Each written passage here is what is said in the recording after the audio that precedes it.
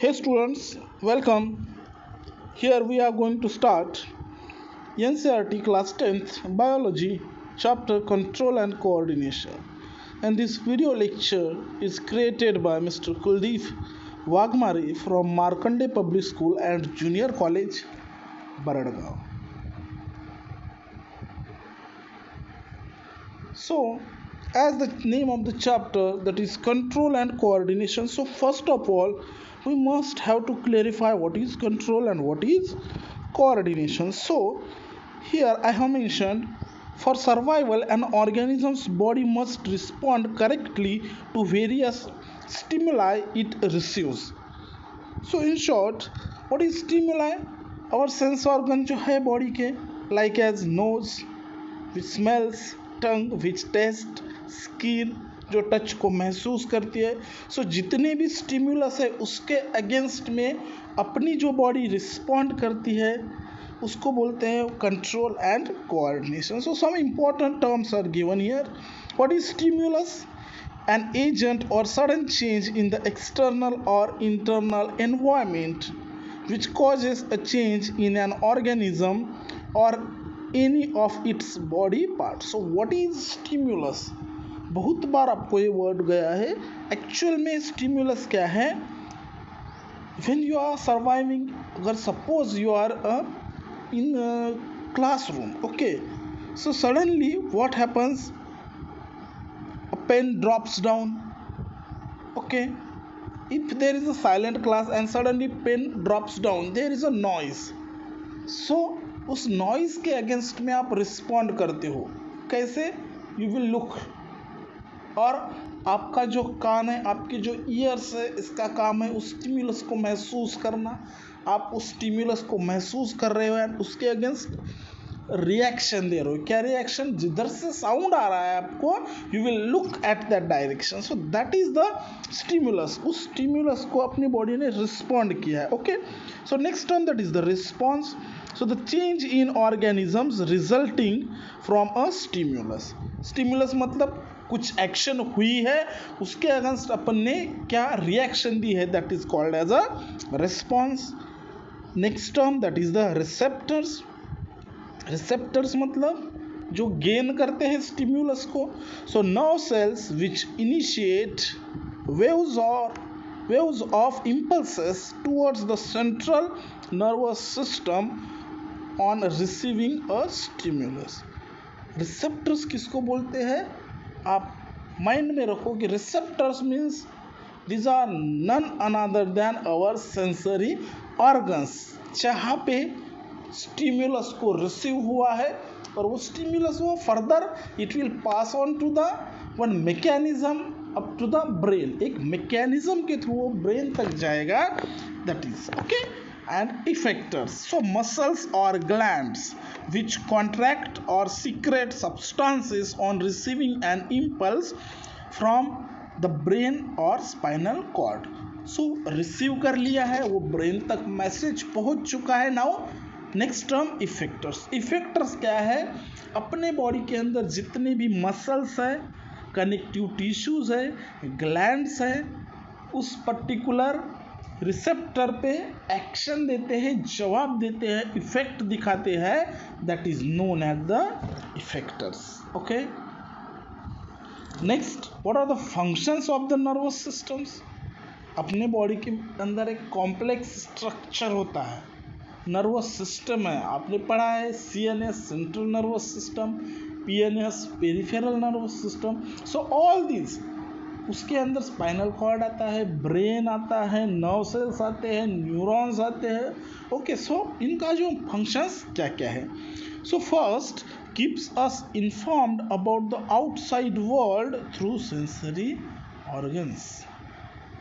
जितने भी sensor organs है अपने बॉडी में, वो क्या करते हैं? आउटसाइड वर्ल्ड मतलब आपकी बॉडी के अंदर हो या आपके एनवायरनमेंट के अंदर हो, आपके ब्रेन को एक इंफॉर्मेशन पास ऑन करते रहते हैं कि व्हाट इज हैपनिंग, आपके आजू बाजू में क्या क्या हो रहा है. Okay, that is the first function. Number 2, controls and harmonises all voluntary muscles muscular activities, example running and writing. So आपने हार्मोन्स सुना होगा, hormones, okay. What is hormones? At the particular level और at the particular age hormones जो होते हैं वो secretion करते हैं by the order of the brain. Brain के ऑर्डर से वो सिक्रेशन करते हैं, कुछ एक्शंस को रिप्लाई करते हैं. जैसे यहाँ पे बताया गया कि वॉलंटरी एक्शंस जो आप करना चाहते हो, that is the voluntary. For example running and writing. आपको रनिंग करनी है, लिखना है, तो आपके मन पे है. आपको रनिंग करना है तो कर सकते हो, नहीं करना है तो नहीं कर सकते हो. जैसे राइटिंग आपको करना है कर सकते हो, नहीं करना है नहीं कर सकते हो. Voluntary means which are in your control of the brain, आपके ब्रेन के कंट्रोल में है. Okay. So next, enables us to remember, think and reason. The most important topic. अपने ब्रेन जो है उसको थिंक करने के लिए, हाउ, कैसे थिंक करना है, what is the reason behind the thinking, ये जो सभी वर्किंग्स है, that is the function of nervous system. And last, regulates involuntary activities such as breathing and beating of the heart. उसमें ट्रांसपोर्टेशन ऑफ ब्लड भी हो सकता है. Okay. So involuntary, what is involuntary? जैसे आपके ब्रीदिंग है, ये आपके कंट्रोल में है क्या? No, it is out of control. अगर आप चाहते भी है कि ब्रीदिंग नहीं करना है, so you can't stop it. It happens. So in short, voluntary और इनवॉलंटरी जो एक्शंस है, that is also the function of nervous system. Voluntary means ऐच्छिक, आपका मन अगर चाहता है तो, एंड इनवॉलंटरी मतलब it is out of the control of spinal cord and the brain, that is the involuntary. Okay. Next, the most important basic of this chapter, that control and coordination में basic क्या है? That is the neuron, or you can say it the nerve cell. The most important part, basic जो है किसी भी chapter का होता है. सो इस चैप्टर का जो बेसिक है, that is the neuron. Neuron is a structural and functional unit of the nervous system. As we always says that cell is the basic structural and functional unit of the life or organism. एक organism का जो basic structural and functional unit जो होता है, that is the cell. वैसे ही nervous system का जो basic structural and functional unit जो है, that is that is the neuron. So here you can C neuron का डायग्राम आप देख सकते हो क्लियर. इजी डायग्राम है. What is, these are the dendron, are also called as dendrites. Cyton means it's a cell body, don't get confused. Dendron हो सकता है, आपकी टेक्स्ट बुक में शायद से डेंड्राइट्स लिखा है, सेम है. Cyton is the cell body. आप यहाँ पे एक रेड कलर का स्पॉट देख रहे हो साइटन के अंदर, that is the nucleus. Cell body के अंदर न्यूक्लियस होगा. Now from the cyton or the cell body there is a rise of a thread-like structure which is called as a axon. एक thread-like structure है which is called as a axon. Okay, further it ends at the root-like structure. Okay, it is called as a neuron ending or neural ending. Okay, just a minute, you can see. Okay, now the three main parts of a neuron. Neuron के तीन main parts क्या है? Cell body, that is the cyton जिसको बोलते हो. So it has a well defined nucleus and granular cytoplasm. Cell body के अंदर you can see that there is a well developed neuron. Here that is the red colour spot, it is a nucleus. Next, dendrites. Dendrites are the branched cytoplasmic projections of the cell body. Dendrites जो होते हैं, these are the thread like structure which receives impulses, जो impulses को, touch को, sensation को महसूस करते हैं. And third one, that is the axon. So it is a long process of the cell body. The end portions of axons have swollen bulb-like structure which stores neurotransmitter. So axon, you can see in the figure में आप axon देख रहे हो, बस. Okay, that is the axon which is the long process of the body. और उसका जो end portion है, bulb like structure होता है, which is called as, or which supplies or which stores neurotransmitters. Neurotransmitters means these are the transition centers of the neurons from one neuron to the another neuron. Okay,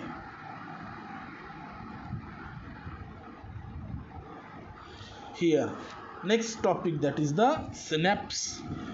So the synapse is the point of contact between the terminal branches of the axons.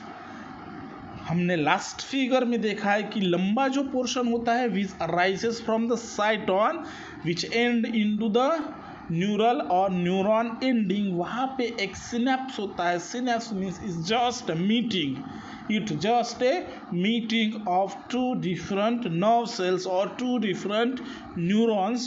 वहाँ पे क्या होता है, neuro transmitters. Neuro मतलब neuron के, transmitter, transmitter मतलब from one to another, transition का जो काम है, ट्रांसपोर्टेशन का जो काम है. Okay, so axon terminals of a neuron and the dendrites of another neuron are separated by a fine gap that is called as a synaptic cleft.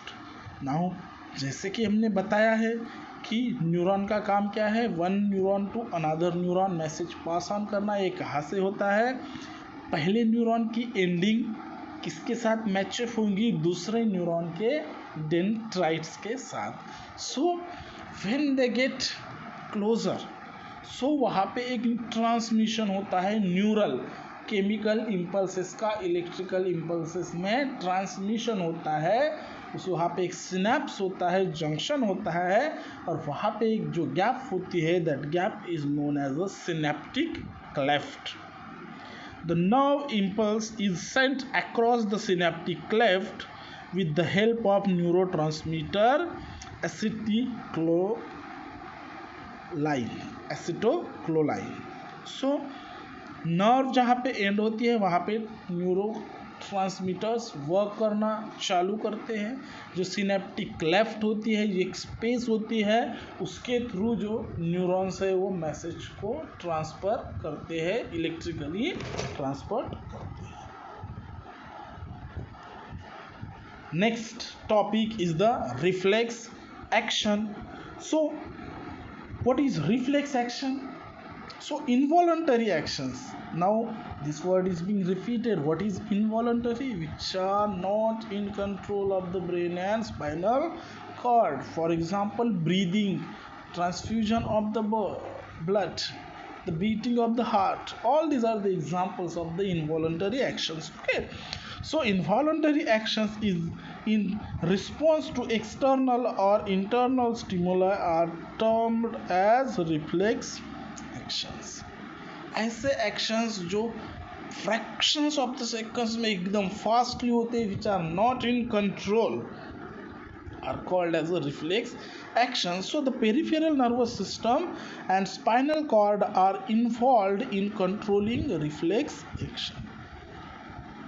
आपको question आ सकता है कि which organs contribute in the reflex action? So the peripheral nervous system and spinal cord both are involved in the reflex action. So now what is peripheral nervous system? जैसे कि मैंने बताया CNS मतलब central nervous system. It includes brain, spinal cord, brain and spinal cord. और peripheral nervous system जो जितने भी neurons except brain and spinal cord जितने भी न्यूरॉन्स है जो ट्रांसमिशन का काम करते हैं they are categorized under the peripheral nervous system. Okay. Next, the path traveled by impulse during a reflex action is called as a reflex arc. जैसे हर एक पाथ होता है, जैसे हमने बताया है कि सेंसेशन हुआ, रिसेप्टर ने रिसीव कर लिया, it will go through the sensory neuron, फिर स्पाइनल कॉर्ड में जाएगा, फिर ब्रेन में जाएगा, ब्रेन से रीटर एफेक्टर्स काम करेंगे जहाँ पे मोटर न्यूरॉन वर्क करेगा, it will go through the muscle और फिर उस पर एक्शन होगा. सो दिस ऑल पाथ, ये जो पूरा जो होल पाथ है that is called as a reflex arc. Okay, so a reflex arc can be presented और रिप्रेजेंटेड एज follows. उसका एक पाथ है, इस important stimulus means it's a sensation. What is the path, ये आपको पूरा mind में क्लियर कट होना चाहिए. स्टिम्युलस मतलब इस सेंसेशन, सेंसरी न्यूरॉन ने आपके इसको कैच कर लिया. Receptors in the sense organ, sense organ में आपके बॉडी में रिसेप्टर्स है. What are the receptors, that is the dendrites. वहाँ पे अफरेंट सेंसरी नर्व फाइबर्स, आपके बॉडी में जो नर्व फाइबर्स हैं उसमें वो उसको कैच कर लेंगे. It will go through the CNS that is the spinal cord, spinal cord में जाएगा. फिर वहाँ पे इफरेंट न्यूरॉन्स वर्क करेंगे that are known as motor neurons. फिर वहाँ से एक मैसेज आएगा which will go through the muscles और gland and finally we will respond on that particular stimulus. Look, what will happen, stimulus will be get or which will be captured or which will be sensed by the sensory organ that is called as a receptor. It will go through the sensory neuron, it will go through the sensory neuron through spinal cord. फिर spinal cord से it will come back by the motor neuron, it will go through the muscles और gland या muscles पे जाएगा. फिर वहाँ से muscles जो है वो रिप्लाई देंगे, उसमें इफेक्ट दिखाएंगे, उस पर रिस्पॉन्स दिखाएंगे. Okay, next examples of the reflex arc. Now what are the examples of the reflex arc. When you touch a hot object, you withdraw your hand from it immediately. जब आप hot object को touch कर ले होते हो तो simple सी बात है, you just remove your hand from that particular place. And how does this happens, it happens through a path which we discuss earlier. एक पाथ के थ्रू वो सेंसेशन जाएगा और आपको हाथ हटाने के लिए कहेगा. सेम एग्जाम्पल्स आर गिवन, नीचे भी आपको सेम एग्जाम्पल्स दिए हैं. Like as shivering when it is too cold और sweating when it is too hot. Shivering ठंडी में आपको आप ठंड से एकदम सिकुड़ जाते हैं. Okay, so how it is involuntary action, it is a involuntary action. आप चाहेंगे भी कि हमें थरथरना नहीं है, कांपना नहीं है, बट इट हैपन्स. धूप में आप जाओगे, आप बोलोगे कि मुझे पसीना नहीं निकालना है, but it is impossible, it is involuntary action. आपका पसीना निकलेगा ही निकलेगा. Okay, next divisions of the nervous system. Now हमने नर्वस सिस्टम पढ़ा है, उसके CNS देखे हैं, PNS देखे हैं. ओके, उसका बेसिक यूनिट देखा है, न्यूरॉन, उसका स्ट्रक्चर देखा है. After that reflex action, how does this reflex arc works, उसका एक मैसेजिंग का पाथ होता है, वो पाथ भी हमने डिस्कस किया है. Now the divisions of the nervous system, central nervous system and peripheral nervous system. Okay, so the central nervous system includes the brain and the spinal cord. जैसे कि मैंने आपको पहले भी बताया था कि सेंट्रल नर्वस सिस्टम जो है it includes specially brain and the spinal cord. Okay, so here the most important topic of this chapter, that is the brain. You can see here is the diagram of the brain. So the human brain is the largest among all animals. Make it clarified. This question may be asked. The human brain is the largest among all animals. जितने भी animals हैं उसमें सबसे बड़ा जो brain है वो human beings का होता है. Okay, next I will zoom it. Look at the structure of the brain. Okay, so you can see, just look out where is what is the corpus callosum. आपको इतना इस chapter में हर एक चीज का फंक्शनिंग नहीं बताया है. Then also you just look at this diagram. You can see where is the corpus callosum, thalamus, parietal lobe of the cerebral cortex, occipital lobe, pineal gland, cerebellum, pons, medulla oblongata, pituitary gland, frontal lobe, and hypothalamus. All these are the parts of the brain. Okay, so आपको इसका इतना descriptive इस chapter में नहीं दिया गया है. So we will move further. It is well protected by the cranium और द स्कल. नाउ आप ब्रेन के बारे में बात करते हैं तो आपका हाथ डायरेक्टली आपके सर पे जाता है, and there is a hard skull, bony skull, which is called as a cranium. आपका जो ब्रेन है वो कहाँ पे लोकेटेड है? क्रेनियम में, आपके स्कल में लोकेटेड है. 3 membranous coverings called meninges cover the brain. जो ब्रेन है आपका उसके ऊपर 3 कवरिंग होते हैं. ओके, स्कल के अंदर, क्रेनियम के अंदर 3 कवरिंग होते हैं, which are called as a meninges. आपका ब्रेन ऐसे ही है, जो ब्रेन है बोलते हैं कि ब्रेन को it gets a small amount, little amount, अगर उसको हवा लग जाती है so you will die. So आपका जो ब्रेन है it is located at the well developed structure. Okay, so inflammation of the meninges is called as a meningitis. So when आपका जो ब्रेन होता है, if it gets meningitis, it's a disease, एक disease होता है जो आपके ब्रेन के ऊपर जो लेयर्स है जो फंक्शनिंग अच्छे से नहीं करती है, सो बोलते हैं कि he is suffering to the meningitis. The space between the covering membranes, central spaces of the brain and the central canal of the spinal cord is filled with a cerebrospinal fluid. Now whole जितने भी आपके brain के अंदर layers हैं, उन layers के बीच में spinal cord में हर एक जगह पे एक फ्लूइड होता है, which gives a flexibility or suspension to your brain, and that fluid is called as a cerebrospinal fluid. cerebrum में भी होता है, spinal cord में भी होता है, that's why it is combinedly named as cerebrospinal fluid. 3 primary regions of the brain are forebrain, आपका सामने वाला हिस्सा, midbrain, that is the middle, बीच में होता है, हाइंड ब्रेन जो आपके पीछे होता है सर के. these are the most important regions. आपके ब्रेन के जो रीजन्स है वो होते हैं.